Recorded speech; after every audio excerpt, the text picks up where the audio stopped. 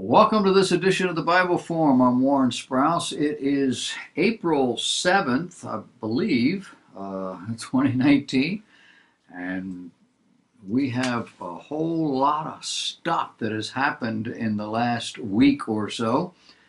Here's what shaped our world last week.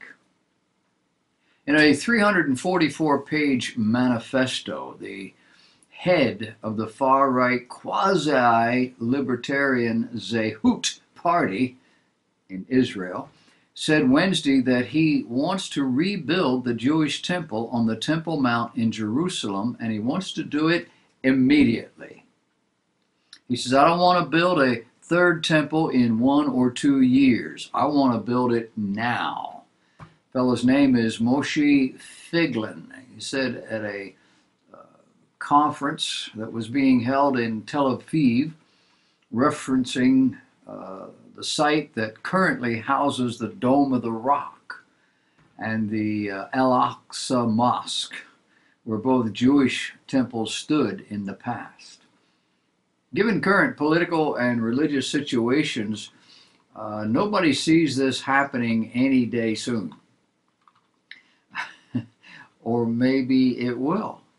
The manifesto also advocates annexing the entire West Bank. That's where the Arabs live.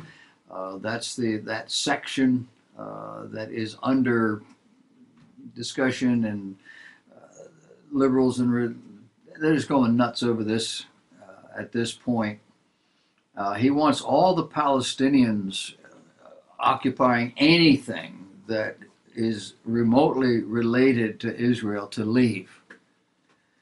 And Israeli government facilities moved to the Temple Mount. Oh, and he wants to also legalize cannabis. Just so you know, he's not all there. Former federal prosecutor Lori Lightfoot easily won the Chicago mayor's race this past Tuesday, earning support from every part of the city to defeat a long-time political insider and become the first black woman and openly gay person to lead the nation's third largest city. Only in America. You do realize that in some countries of the world, they execute homosexuals. Only in America. Here in now my home state of South Carolina, the House Judiciary Committee passed to the House floor a bill that would ban nearly all abortions in South Carolina. They did this after hearing hours of what they considered to be competing pleas from pastors, women's rights activists, advocates, pregnancy counselors, parents, and doctors. The Republican-dominated House Judiciary Committee voted 15-7 along party lines. The legislation would outlaw abortions once a fetal heartbeat can be detected, typically around the 6th week of pregnancy. 6 weeks before some women even know they're pregnant, and long before the fetus can survive outside the womb. After another contentious debate, the bill was revised to include exceptions for women whose pregnancies resulted from rape and/or incest. Stand by. This is going to get better. Congressional Democrats this week introduced something they're calling the Equality Act, a bill that would modify existing civil rights legislation to ban discrimination against LGBTQ people in employment, housing, public accommodations, jury service, education, federal programs, and credit. The bill was introduced by Senate and House Democrats at a press conference on Capitol Hill. When a liberal speaks of equality in terms of social issues, it generally means everyone else is giving up their rights along with any common sense they might have. The Equality Act is back. This is a case in point relative to the last article. Rhode Island lawmaker David Cicilline, a Democrat, is sponsoring a bill in the House asserting that, quote, in most states in this country, a gay couple can be married on Saturday, post their wedding photos to Instagram on Sunday, and lose their jobs or get kicked out of their apartments on Monday. And all of that just because of who they are. Did I have to mention this was a Democrat? Oh, and he's openly gay. I love the term, gay. And the only LGBTQ member of Congress. No, he's one of 10. His conclusion is that all of this is just wrong. So, we are reintroducing the Equality Act in order to fix it. This is a bill that was first introduced in 2015. It's a version of the Civil Rights Act of 1964, which apparently didn't go far enough. Oh, but then in 1964, we didn't have AIDS, did we? Nor did we have homosexuals being mainstreamed in our society. And for good cause. These people are dangerous to good health and good morals. If the bill were signed into law, it would be the first national non-discrimination law for LGBTQ Americans. Have you seen the movie Unplanned? This is a faith-based, abortion-themed movie that has actually surprised Hollywood forecasters with a top 5 finish over the last weekend, bringing in more than double its predicted gross receipts despite the R rating and an advertising ban on many TV stations. Forecasted to earn only $200,000, this movie in 1 week has grossed over $6 million. It finished 4th in all-time record high and entered a rare A+ cinema score from audiences. This against movies that played in far more theaters and had far more advertising. Movies like Dumbo, Captain Marvel, Us, and a movie entitled And 5 Feet Apart. The movie tells the story of former Planned Parenthood director Abby Johnson, who witnessed an abortion, and that's all it took for her to become pro-life. Have you seen one of these things? Down Georgia way last week, lawmakers passed one of the most restrictive abortion bills in the nation. All of that despite threats from Hollywood and the American Civil Liberties Union. The bill bans abortions after a heartbeat is detected, which is typically around the 6th week of pregnancy, as I mentioned, and 7 weeks before the law allows mothers to kill their babies. The movie industry is now promising to boycott Georgia as what they consider an inhospitable place to work. I guess they're afraid if they're pregnant and they come to Georgia, somebody will try to kill their baby. Nearly 50 television and film stars have signed a letter to the governor threatening to no longer work in the state should this bill pass. The letter says, in part, we will do everything in our power to move our industry to a safer state. A safer state for women if this particular law ends up, or this bill ends up becoming law. The bill passed 92 to 78, according to CNN. Now can you see why God is such a problem? He's against killing babies in the womb. Oh my. This is something that perhaps can only happen in America. In Michigan, a church fell behind on property taxes. the taxes on land that they were using as a youth camp. The county then confiscated the property, sold the property for $206,000. That satisfied the $16,750 tax bill, but they ended up keeping the balance. They also did the same thing when they sold a farm, $47,750 worth of farm, to pay a $5,900 debt. And property where a man who planned to build his retirement home. $68,750 worth of property was sold to satisfy a $12,000 debt. In each of these cases, the county kept all the proceeds from each sale. Each of the former owners lost everything. Michigan has something called the Takings Clause.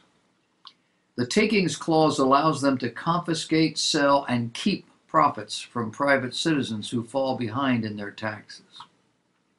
Appeals all the way to the U.S. Supreme Court have been rejected.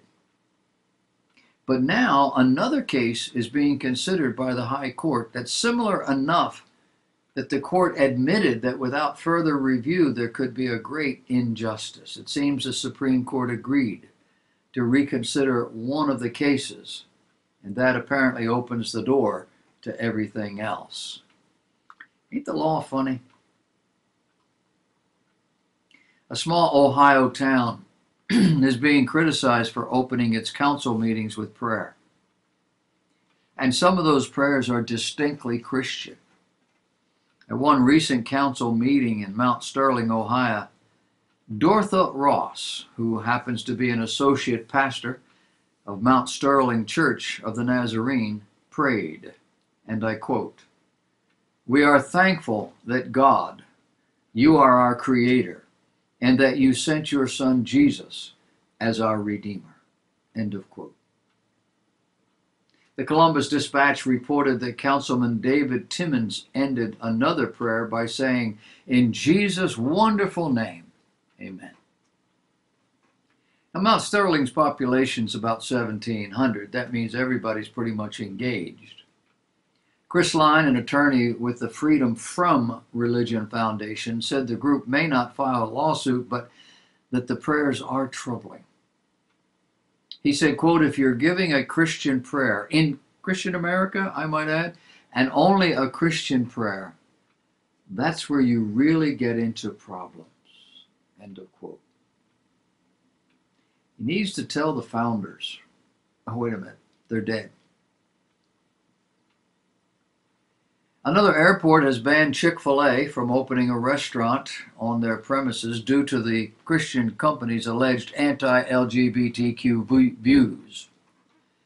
The development comes just 1 week after San Antonio, Texas, made national headlines for a similar decision.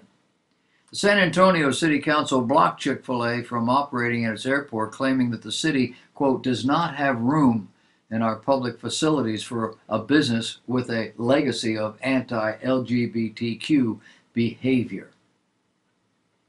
Niagara Frontier Transportation Authority approved tentative plans to allow Chick-fil-A restaurant to open at an airport, according to the New York Upstate. But the plan was met with immediate opposition from progressive lawmakers who claim Chick-fil-A is a discriminatory organization. All of that despite the company's continual reaffirmation that it in fact does not discriminate against any customer, even those who identify with the LGBT community. After NFTA's decision, New York Assemblyman Sean Ryan, a Democrat, released a statement blasting the NTFA for doing business, quote, "with corporations who fund hateful and divisive groups," end of quote. Ryan says the views of Chick-fil-A do not represent our state or the Western New York community, and businesses that support discrimination have no place operating in taxpayer-funded public facilities. What's next? discriminating against robbery and robbers? The truth is that once you enter into this kind of reasoning, there's no end to it.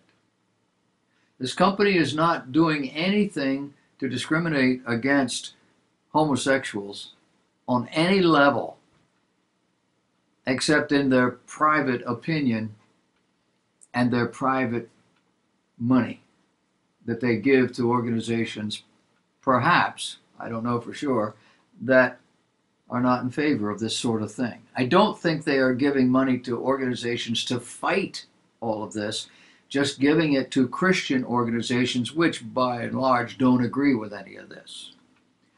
Try this with the tables turned and see how far you get. Florida is discriminating against a Christian school. WorldNet Daily is reporting that a Florida county is now being sued for demanding that a church's charter school for at-risk students go through a $10,000 application process and then after doing so have the application rejected anyway.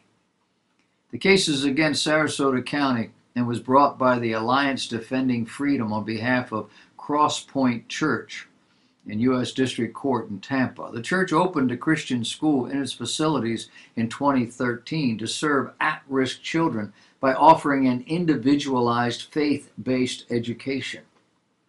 After it had been operating for 3 years, no problems, the county, quote, demanded that the church obtain a special exception in order to continue operating the school in the church's own building.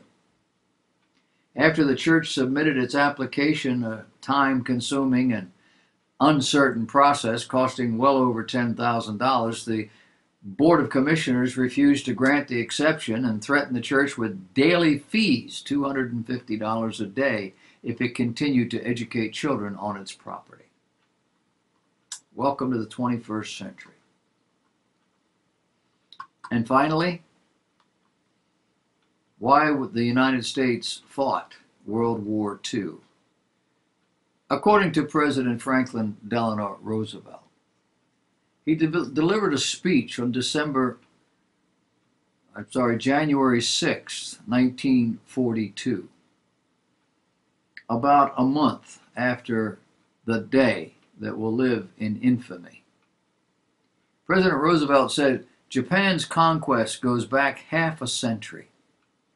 War against China in 1894, occupation of Korea 1910, war against Russia in 1904, fortification of the mandated Pacific Islands following 1920, seizure of Manchuria in 1931, invasion of China 1937. We are fighting to cleanse the world of ancient evils, ancient ills. Our enemies are guided by brutal cynicism, by unholy contempt for the human race. We are inspired by a faith that goes back through all the years to the first chapter of the book of Genesis, where God created man in his own image. We are on our side are striving to be true to that divine heritage." He continued by saying, "We are fighting as our fathers have fought to uphold the doctrine that all men are equal in the sight of God. Those on the other side are striving to destroy this deep belief and to create a world in their own image, a world of tyranny and cruelty and serfdom. That is the conflict that day and night now pervades our lives. No compromise can end that conflict. There never has been, there never can be, successful compromise between good and evil. Only total victory can reward the champions of tolerance and decency and freedom and faith." My view, we are still facing foreign enemies who seek us harm. But the greatest harm America faces today is from within. The undermining of the family structure, the desecration of the church, the destruction of our culture. The battle against immorality on all fronts is being waged with unceasing determination. It has co-opted our children, corrupted our morals, and clearly it has confused our leaders. It is attacking our very core. Our core is our spiritual values, and it is winning. That we are a nation tolerant of, supportive of some of the most disgusting and perverse moral values the world has ever known should be enough to frighten us. We are a nation filled with men and women who deliberately corrupt the Word of God for notoriety and for financial gain. And we should be outraged, but we are not. That's how we know our time on earth is short. Not America's time on earth, humanity's time on earth. A case in point, a comment in regard to a YouTube publication entitled "The Bible and Your Belief in It."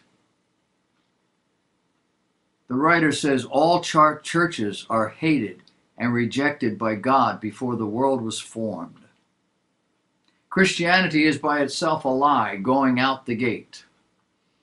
The whole book of John is one lie about a crazy rabbi baptizing only those of Adam, who he had been chosen to be the people of God, as all Gentiles of any kind are hated and rejected by God. The writer goes on to say the evil and wicked church believes in the Jew called Jesus Christ, who believed he was the Son of God. The whole story is one long lie. But do not despair, for another evil and wicked Jew will raise up Jesus Christ. No idea what that means. And start the church of those who are hated and rejected by God since the world was formed. He's talking about Jews. He mentions them. And the next 23 books of the New Testament are about this Jesus Christ who is now in hell. And yes, you believe the lie, and now all Christians who believe will go to hell to be with Jesus Christ, the son of the devil, in his own words. This is the tragic error of TBN and of all churches who hate and who are hated and rejected by God. They have all gone to hell as children of the serpent because they believed in Jesus Christ. This is a sample of where we are. Everybody today is a biblical scholar. Everybody has a platform. They can post things online and the world will read it. Everyone has their own beliefs. Everybody's seeking to be their own authority on matters they know not what. And this is why, even in Christian America, Americans are hardened against the gospel. That's America at the end of the age. Up next on the Bible Forum is why America is so hardened against the gospel. Stay tuned.